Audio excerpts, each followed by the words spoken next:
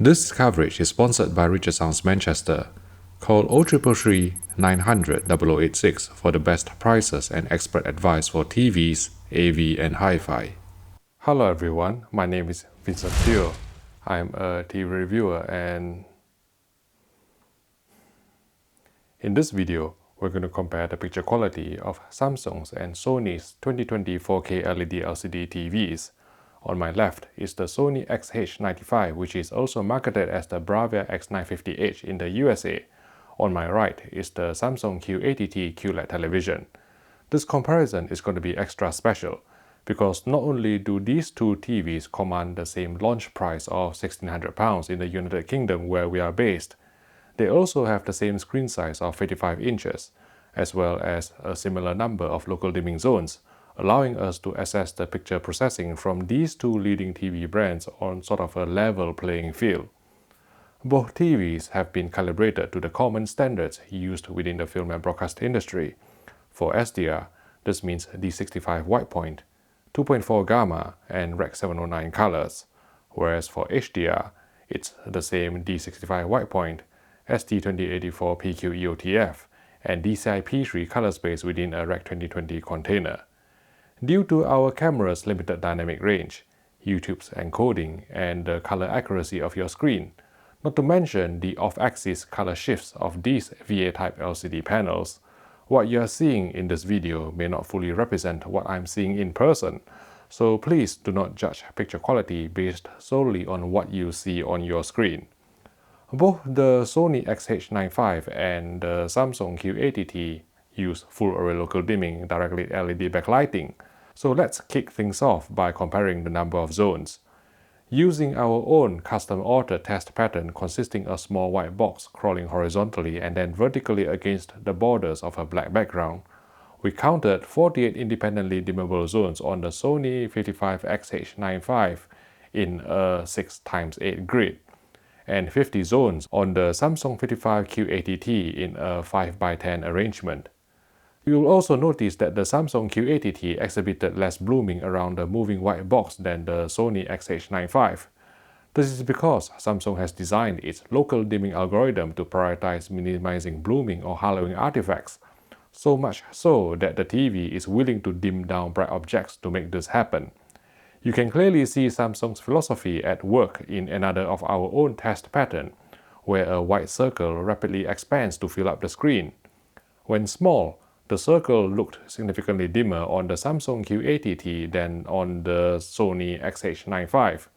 And even as the circle expanded, there's a stronger vignetting effect along its circumference on the Samsung Q80T, because the television is actively darkening the relevant zones to reduce light leakage into adjacent black areas.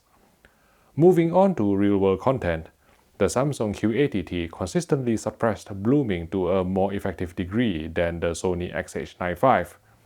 But as a consequence, shadow detail may be crushed, and bright elements may look darker than reference. It's a case of pick your poison. With Samsung, you see less blooming and inkier letterbox bars, but also a less accurate image with more backlight fluctuations. Sony is more faithful to the creator's intent, but blooming artifacts are more obvious. Color accuracy was very close between the two review samples we have here. This year, Samsung has closed the gap on Sony because of two reasons. One, the South Korean brand has developed an algorithm that can distinguish content from interface. And two, the latest beta version of Kalman released in April 2020 allows Samsung TVs to be calibrated over a wired or wireless network instead of requiring a cumbersome X-Link cable. The Sony XH95 did maintain color accuracy better in dark scenes, thanks to better lookup tables and less aggressive local dimming at low light levels. But for brighter SDR scenes, it's basically a wash between the two. Screen uniformity can vary from unit to unit, so our findings may not be representative of what you'll be getting. But both our review samples were some of the cleaner LED LCDs we've tested to date, exhibiting no significant bending or dirty screen effect. If anything, our Sony XH95 was a hair more uniform than the Samsung Q80T in the center of the screen, but exhibited slightly more darkening in the corners. Please ignore the horizontal shadowing of the FALD grids captured by our camera. It's not visible in real life by eye.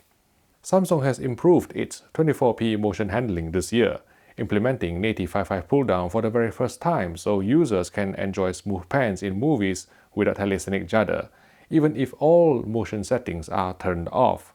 However, the Sony XH95 still has the upper hand in general motion handling over the Samsung Q80T in a couple of key areas.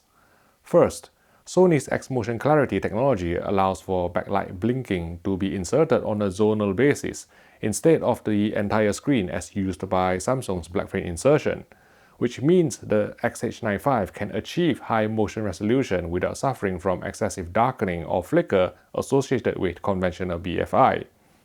Secondly, even when both sets had been correctly set up, the Sony XH95 was less prone than the Samsung Q80T to stuttering and frame drops, especially during scene changes in the 50Hz broadcast we get in the UK and Europe. Samsung and Sony have some of the best upscaling in the business, and I like both of them for different reasons.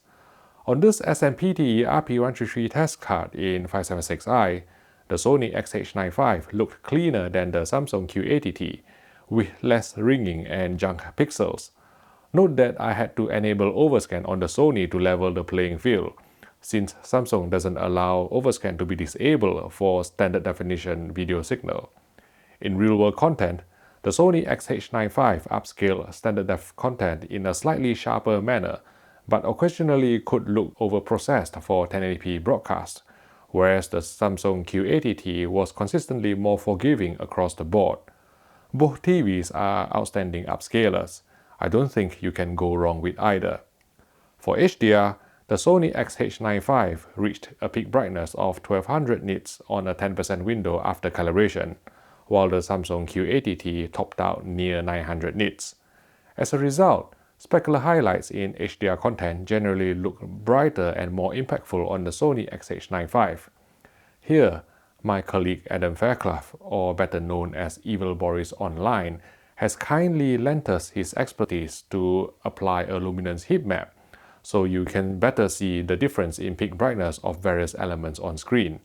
At the top left are the actual non-heat mapped footage of the TVs, and at the top right is a heat mapped version of the original clip captured directly from an Atomos Ninja 5, the reference, so to speak, that demonstrates how far off consumer displays are from 1:1 tone mapping.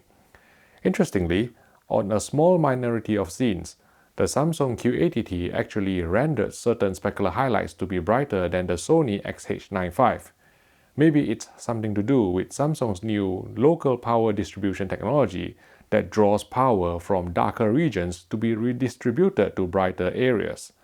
Overall though, the XH95 delivered greater HDR impact, although the TV would clip more bright detail above 2000 nits than the Samsung Q80T, due to Sony's tone mapping algorithm that favors preserving average picture level over specular highlight detail. Samsung has improved the gradation quality in HDR mode on the Q80T to match that on the XH95, although the Sony did have an additional smooth gradation feature up its sleeve, which can reduce in-content posterization even further. Also, occasionally the Samsung Q80T would introduce strange posterization artifacts in the most unexpected places, for example on this lamp from The Greatest Showman. The Sony XH95 supports Dolby Vision, whereas the Samsung Q80T supports HDR10+. And while Sony continues to use the low-latency version of Dolby Vision, unlike previous years, it's not any darker in APL than HDR10 in the most accurate Dolby Vision dark picture mode. In case you are wondering, the only reason I still own 2 copies of Power Rangers is because I couldn't find anyone to buy it off me. When watched through the internal Netflix app on the TVs, a handful of shows exhibited near-black posterization in Dolby Vision on the Sony XH95, whereas they looked cleaner in HDR10 on the Samsung Q80T even if it's a bit washed out owing to lack of dynamic metadata. With game mode engaged on both TVs, input lag measured 13 milliseconds on the Samsung Q80T, and half a frame higher at 21 milliseconds on the Sony XH95. However, to achieve a lower input lag, Samsung's game mode neuters local dimming to a greater degree than Sony's, leading to not only grayer blacks, but also less pop and detail in the highlights in this HDR sequence from Horizon Zero Dawn. Now, when I did the same comparison for the Samsung Q90R versus LG C9 last year, a few Q90R owners doubted my findings, claiming that either my Q90R sample was faulty or it suffered from an HDR bug with the consoles. So here, I'm going to display an SDR movie, not a game, from a Blu-ray player, not a game console, on the Samsung Q80T and Sony XH95, both in calibrated game mode with local dimming enabled. As you can see from the elevated blacks on the Q80T, that's just how local dimming behaves in game mode on Samsung TVs in pursuit of the lowest input lag. In Samsung's favor, the Q80T's quantum dot enhancement film made the fire in Horizon Zero Dawn look more saturated at higher luminance than what's presented by the Sony XH95. Also, the Samsung Q80T supports auto low latency mode, variable refresh rate, and on HDMI port 4, 4K at 120Hz at 10-bit 444, whereas the Sony XH95 supports none of these HDMI 2.1 gaming features, making the Samsung the more logical choice for pairing with next-gen consoles such as the Xbox Series X and PS5 coming out at the end of 2020. Before I end this video, I want to show you a couple more things. These TVs have been bored out of their mind after being quarantined in my test room for more than 2 weeks, so I took them out for some fresh air, which also allowed me to compare the anti-glare filter on both sets. While the Samsung Q80T looked hazier with a yellowish cast when light hit the screen, the Sony XH95 was able to maintain a relatively black appearance. We do wonder if it's helped by the viewing angle compensation film. Although occasionally, there would be rainbow reflections on the screen of the Sony XH95 when light hits it at a certain angle. Talking of which, the X-wide angle technology implemented on the Sony XH95 meant that it could hang on to contrast and color saturation better off-axis compared with the Samsung Q80T. Step-up Samsung models such as the Q90T or Q95T will have better viewing angles and anti-reflective filter to compete with the Sony, but then they would also be more expensive. In summary, the Samsung Q80T and Sony XH95 have their own strengths and weaknesses. Which TV you choose will depend on what features you prefer or need. Hopefully, this video has gone some way to illustrate the pros and cons to help you decide. If you found this video useful, please click the like button and subscribe to the HDTV Test YouTube channel for more videos like this. Thank you for watching, and I will see you in the next video.